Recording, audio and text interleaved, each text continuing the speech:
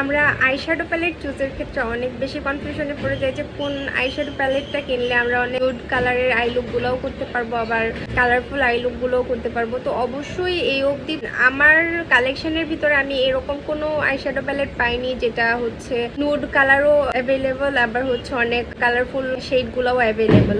Beauty গ্লেজের একটা আছে কিন্তু ওটা আমার কাছে অত বেশি পিগমেন্টেড মনে হয়নি, দ্যাটস ওয়াই আমি তোমাদেরকে রিকমেন্ড করছি না। আমি নুড এবং কালারফুল আইশ্যাডো দুইটাই ক্রিয়েট করার জন্য আমি দুইটা প্যালেট অলওয়েজ আমার কালেকশনে রাখি। একটা হচ্ছে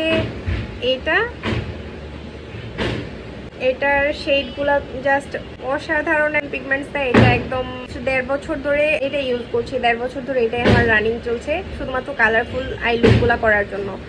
আর নোড লুকগুলো ক্রিয়েট করার জন্য আমি এরকম একটা শেড বক্স রেখেছি আমার কালেকশনে, আর এরকম একটা নোড শেড তোমরা হচ্ছে তোমাদের কালেকশনে রাখতে পারো।